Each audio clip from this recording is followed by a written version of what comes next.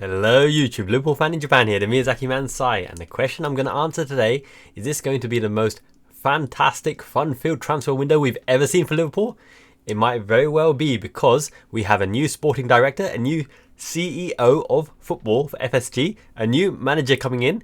Surely they're all going to want to make their impression, make an impact, make the crowd, fans and players in the dressing room back their vision for the club in the next few years, starting with next season. And Michael Edwards has something to prove, because in the absence of Jurgen Klopp, he needs to show that he can identify the gems, run the whole football club in terms of operational approach to show that he was a key man in our sustained years of success, and it wasn't all Klopp's magic on the field covering up for FSG's flaws, and that someone in the back room can positively affect Liverpool FC, the global perception of it, but also the perception of the team in world standing and how good Liverpool FC actually are. Additionally, Richard Hughes, with his huge contact of networks and his repertoire and his establishment in the game, having been at Bournemouth for Lord knows how many years, he needs to show that he can hit the ground day one running and get those transfers through, get the negotiations through, make the breakthrough, uncover the next wonder kid, get those players to re-sign their contracts, really make an impact from day one to get the fans behind him as well.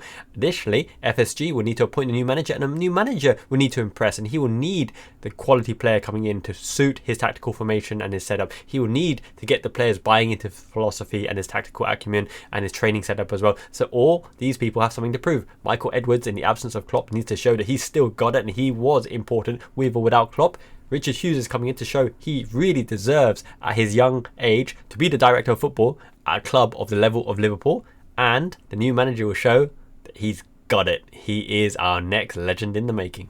Obviously, with Jurgen Klopp leaving, we're going to need a big lift. The new manager comes in, whether it's Ruben Amorim, Xabi Alonso, Nagelsmann, for example, De Zerbi. There's a mixed feeling towards whoever comes in. We need to make sure they start on the right foot. So in order to make their philosophy work, to make their game plan work, their tactical acumen to the fore because of the players that they have as well as in the club, but also bringing in that specialist player to suit their needs. Who could it be? Is it a specialist number 10? Is it a Mo Salah replacement? Is it a left-footed centre-back apparently that you need for balance? Who knows? Let's get into it. Okay, so in order for Liverpool FC to formulate their transfer strategy, everything has to be aligned and has to stream nicely downflow. And what that means is Michael Edwards needs to establish the infrastructure for Richard Hughes to appoint the correct manager for Liverpool. Once we have the correct manager identified and we brought him in, we have to put the feelers out for the type of players that manager might be interested in, because he will have had conversations with Richard Hughes and Michael Edwards and FSG, whoever, maybe John Henry, around the potential type of player, the philosophy he wants to play, the kind of tactical variations, who he needs on the bench, who he needs on the field, the backroom staff, the scouting system, the network. All that has to be in place to make sure that we are right there on day one to focus all our attentions on building the most capable, flexible, dynamic playing squad that we possibly can with the finance that we have available. We should have finance available because we flex our financial muscles and push Chelsea to go above and beyond by attempting to sign Moise Caicedo and Romeo Lavia, even though we ended up with Endo and Ryan Gravenberch. That's special gravy. There's still definitely wiggle room in terms of wages and for transfer budget, but one of the things that will take priority is convincing Virgil van Dijk to sign a new contract, because he is captain fantastic at the moment, leading by example. That captain's armband has really taken him to the next level because he's showing on the pitch, leading by example, showing his initiative, his ability, and he's back to form and prominence, and we really need him and Ibu Konate are titans, and that whole back line. Joel Matip is out of contract, decision whether we retain him. Can he recover from an ACL injury? Slaloming through the midfield, driving, breaking the press. Thiago Alcantara, sick note, injured but world class on his day. Can he add something to the playing squad when he's on, but also in the training and in the back room as well? Or perhaps future transition to coaching role or bit part player? Or does he still have stuff to achieve on the playing side, in which case he might move on? We might need to free up his wages as well, and we can't actually get him on the pitch, so a lot to consider there. But they're two key players that could free up the wage bill and significantly reduce the age of the playing squad as well. So a lot to think about in there. But as well as Virgil van Dijk, it's Trent Alexander-Arnold, our talisman, our Scouse heartbeat. Trent, fantastic delivery, technical right foot wizard, can absolutely change the way we play in terms of being able to attack all areas of the pitch at any given time. He can transition into the middle. He's shown his versatility. He can be an offensive threat in the half space on the right hand side as well. I'm sure the new coach would love to get his hands on a freshly contracted Trent Alexander-Arnold for the long term, because the tactical variations that he allows for Superb, absolutely superb. And then you have the contract of Mo Salah. Do you cash in on Mo Salah while he's red hot, because he's still banging them in? His metrics are fantastic. He's transitioning into a playmaking wide forward who's always a threat. His game intelligence, his pressing, the type of runs he makes. So many opposition have called him the hardest player ever to deal with in that right wing slot. Obviously, they're being a left back or left-sided centre back. Do we keep him for continuity because he leads by example? No one like him in world football. The closest you're going to get is someone, far lesser level, but maybe similar attributes, like a Jarrod Bowen, for example, who's a fantastic signing. I think he'd be really, really good, but expensive with English tax, and West Ham wouldn't let him go. He signed a long-term contract there. So lots of considerations to make. However, who we bring in and the style of play that they bring with them, and a philosophy of play and what they're trying to do on the pitch, and how much flexibility in terms of the skill sets of players is determined by who we bring in. So the world of Liverpool under Ruben Amorim and the Xabi Alonso under De Zerbi look completely different. And all of the backroom staff have to be in agreement to bring that player in, right? The transfer committee, the dreaded transfer committee that Brendan Rodgers just refused to fall into, and obviously putting Firmino right wing back and shuffled all over the place. Raheem Sterling, top of the diamond, and right wing back. He loves that right wing back slot, doesn't he, Brendan Rodgers? Everyone has to be in perfect harmony because they have to be in agreement that the player is worth the money, be a good player for Liverpool FC, is of the right mentality and fighting spirit, has the potential to grow higher, won't run off to Real Madrid or Barcelona at the first chance of asking, and that they'll fit the playing philosophy. So hopefully it is a perfect fusion, and you get a Vegito or Gogeta. And not the failed ones, which you get that fatty boom boom. Dragon Ball Z anime fans, look at this life-size Vegito statue. I won that in a lottery. I digress. Okay, let's look at transfer targets. Now, in order to do transfer targets properly, we have to look at what we currently have in this lineup. And this was before Jayden Danns entered the fray. Obviously, Bobby Clark is there because he entered slightly earlier than Jayden Danns. Kumas, not the most viable option left wing, considering we have so many left wing potential players at the moment. And you will notice players like Sepp Vandenberg, who has made this list because he has made appearances for the senior team, even though he's out on loan at the moment. So where are the glaring weaknesses? So let's quickly go through a whistle-stop tour of the squad. Alisson Becker, clear number one. Kelleher, fantastic backup. The best number two that we could possibly ask for. He might be off to pastures new if he can't displace Alisson, but we're going to need him. Alisson has the odd injury blight, so hopefully Kelleher stays around. Pichilaga has a great future ahead of him. He looks very much like a De Gea without the shakiness of distribution. He looks very promising, but quite slight of frame at the moment. He'll grow into it. Adrian San Miguel will probably go to pastures new. Right back, absolutely stacked. Some people at the start of the season said we needed a backup for Trent. We've got more than a backup. We've got Connor Bradley, baby, and what a player. Calvin Ramsey will try to break through into that area as well. Gomez is our versatility, Mr. Reliable in many places, even number 6. But right back, predominantly left back. It's more of a full back these days than centre back. So right back is absolutely sorted, and Vandenberg can play there as well. Centre back, Van Dijk, Quansah, Konate, and Matip. That's already a really strong foursome, and you haven't included Gomez. Quansah broke into that because of the opportunity, because of the injury to Matip. Matip probably will be let go, but if he proves his fitness and he's willing to go and reduce wages or only pay as you play or something like that, he'll be a really valuable option, because in the cup matches, doing what Ricardo Endo does, leading the kids out with him with his Chalco giraffe, long-legged dashes through the midfield, you'd love to see it. And he's a great character, and he's much loved in the dressing room as well. And him and Van Dijk got that bromance. It'd be a shame to break it up, but I can understand if they want to throw up the wages. We're kind of nicely placed in centre-back area if you consider that Sepp Vandenberg can play there. I don't think Kumetio has the potential to really make it at Liverpool FC. And we do have Nallo, who might break through as well. He looks like the next big thing, but he's still very young. I think he's 16 or something. So potentially you might say a left-footed centre-back, which I kind of alluded to at the start of the video, but does it really have to be left-footed? There's so many centre-backs who play left-sided centre-back. Harry Maguire, Virgil van Dijk, Ricardo Carvalho, so many quality options that don't need a left foot. You can play with your left foot, you don't need it for balance. There's so much other potential there. So it might be Ignacio or someone, Hincapié, depending on the manager that comes in, whether it's Alonso or Amorim. But I'm going to go into that in a slightly later segment. So centre back, potentially get a backup for Matip, someone who's going to be happy being third or fourth choice. I think it's pretty awesome that Quansah, Gomez would play second fiddle to Van Dijk and Konate has that original injury concern that he's out for every now and again, and it's some extended periods. So Quansah and Gomez can step in, but Gomez is ultra reliable. Because on left back as well, Robertson, Tsimikas. Now Tsimikas is an asset that potentially the new manager might shift on because of the age profile, but he's happy being a backup. He signed a contract, he renewed his contract on the basis that he's a backup left back, and he's a reliable backup left back with huge attacking quality and threat and quality delivery. I know some people said he hit the first man, but really take a look at the technique and the arc he gets on it and the trajectory and where he can whip that ball in, and it lands pinpoint exactly where he needs it. And he's a penalty taker. He scored a cup-winning penalty. I love Tsimikas, and he's loved in the squad as well. You need players like Costa Tsimikas to make the squad tick. Great guy, great fashion sense. Scanlon behind him as well. Owen Beck, potential option as well. Chambers, one to talk about in the 6th position. Now this is interesting. Maka and Endo are predominantly our 6s, but Maka's been freed up to go into number 8 because of Wataru Endo's prominence in that position. But we have Stefan Bajcetic, who will be the next big thing. This was the original plan, bringing Wataru Endo, steady head, bring us through the season, but obviously people didn't count for his world-class, God-given ability as the Emperor of Mankind, the Biggie. Wataru Endo, best signing of the season, best signing of the summer, best signing of all time. Look at him, he's got a cone, and a cannon, and a football, and a whistle, and a flag.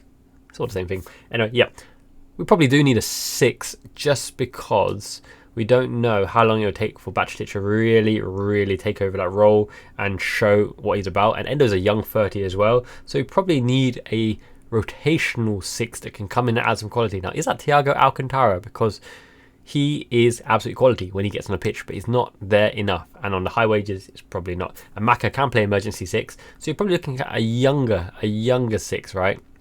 Looking at Archie or someone at Leeds, that might be an interesting one. He can play 8, he can play 6. But then again, you got McConnell, who didn't make this list as well because he broke through slightly later on, who can play a 6, who can play an 8. So it's not a really important position. And then you got that number 8 position, right?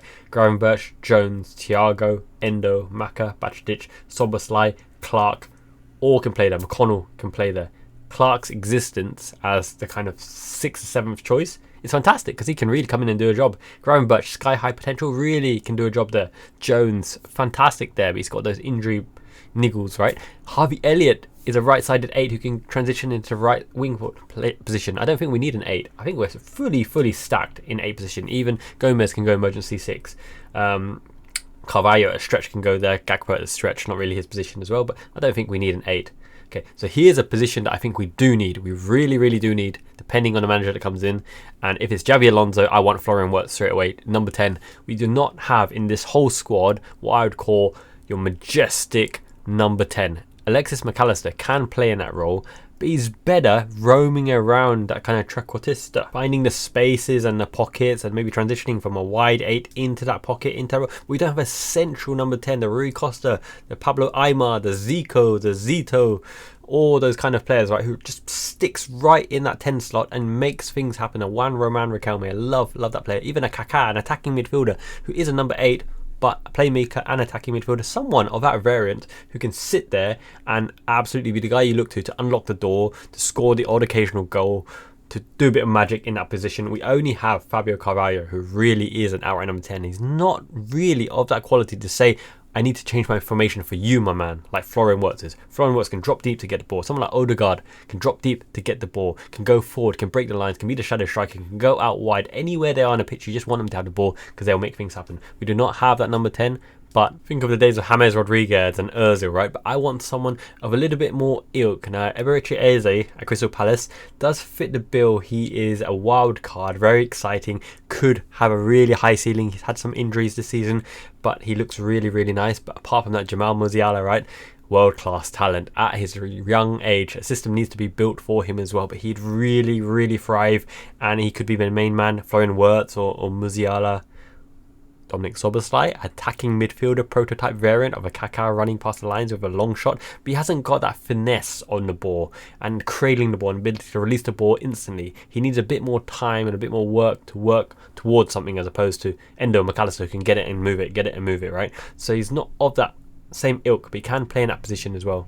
Now, Mohamed Kudus at West Ham is a wild card as well. He can perform pizzazz and flair and style and profile, but I like to see him consistently do it more often. He's a wild card. But Xavi Simons as well at RB Leipzig, which is the reason that Fabio Carvalho's loan didn't really succeed there, because they also loaned Xavi Simons as well. He would be another prominent player for that particular role. But I think it would have to be De Zerbi, Amorim or Alonso, who happen to be our 3 front runners, to justify bringing a dedicated number 10 because they'd be expensive, you know, someone like an Odegaard to really pull the strings and unlock that door and just be really sneaky and shifty, like a shadow sneaking into the box into the right time or unleashing someone, or that ball around the corner, you know. But we already got players that can kind of do that in McAllister, and long range shooter, attacking midfielder, runner who like Szoboszlai. But I always enjoyed playing with number 10. It's such a tasteful role. So number 10 is needed in this. And one other position that we don't have currently in our whole entire squad is a target man, right? Gakpo, for all his height, is a bit useless in the air.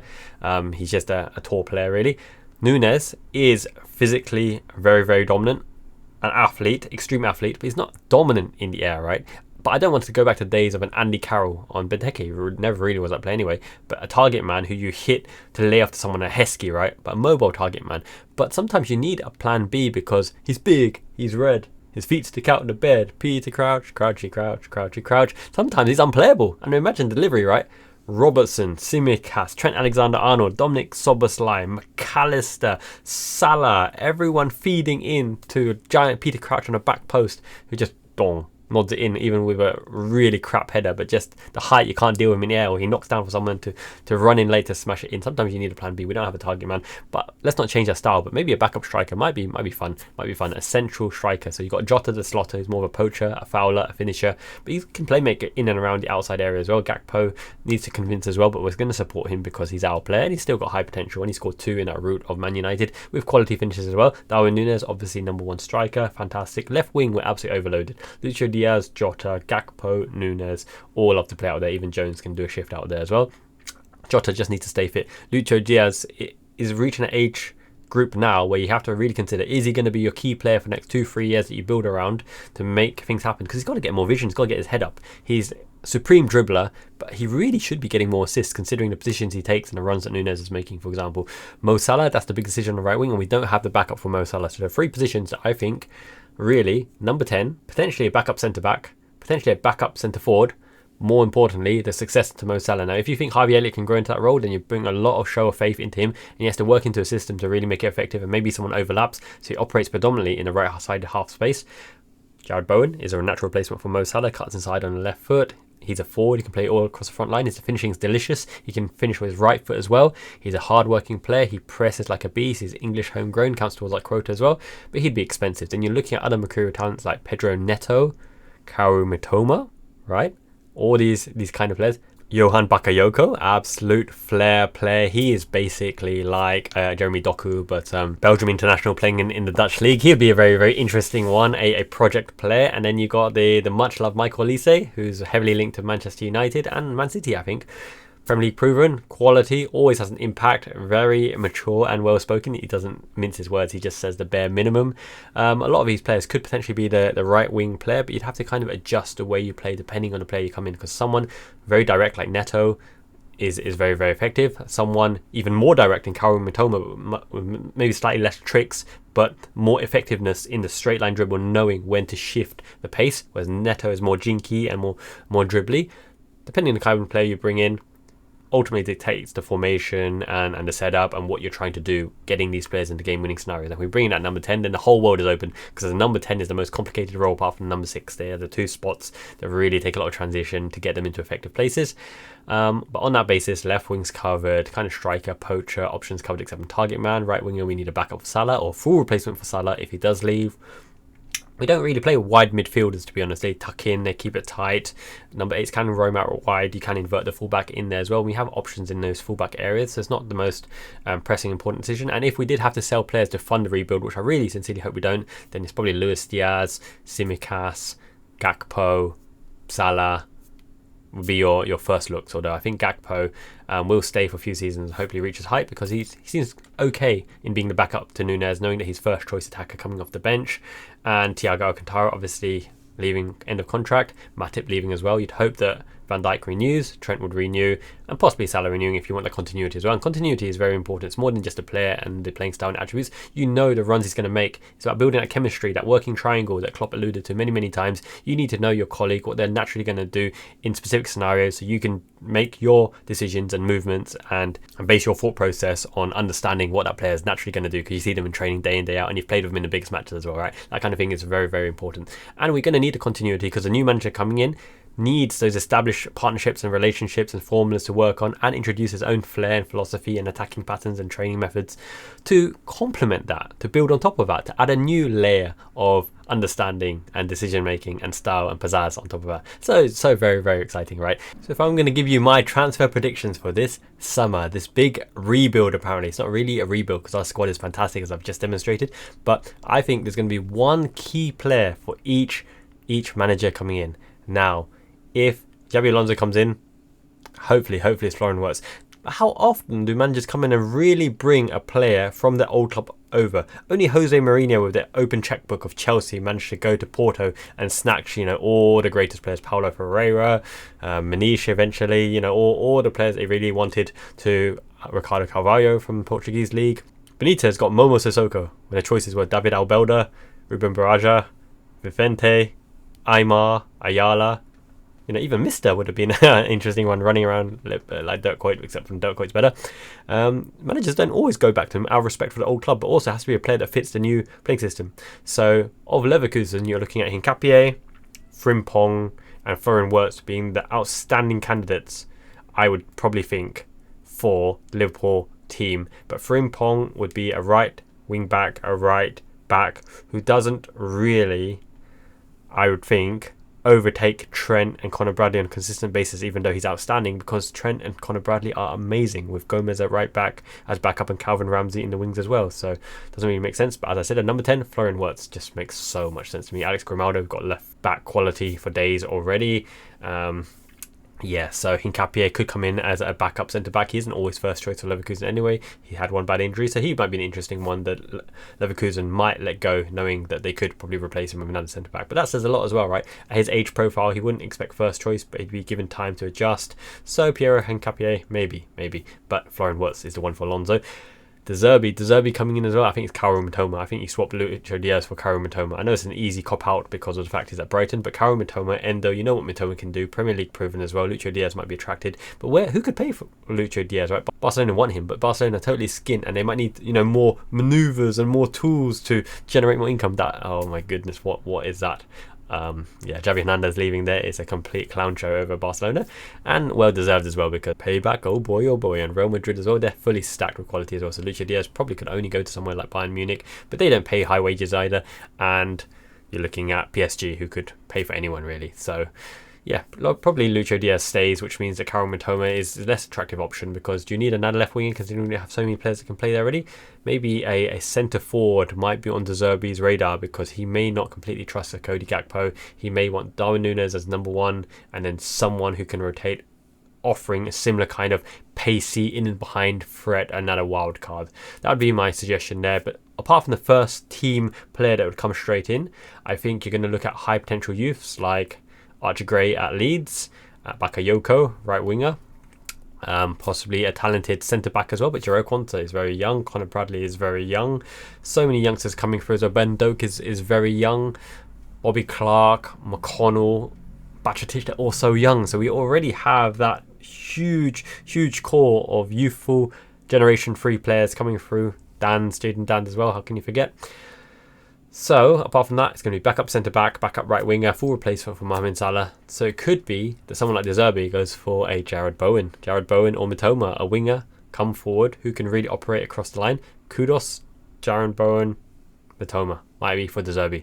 Ruben Amorim, you're looking at Goncalo Ignacio as well, straight away. Ivan Fresneda is an interesting youth at Sporting as well, and how can you forget Gyökeres, right? He's been linked to Arsenal. He's doing a bit of everything. He's really reaching his potential. He's scoring loads of goals. His work rate is off the charts. He's shooting off both feet. Decent in the air. I mean, more than decent, right?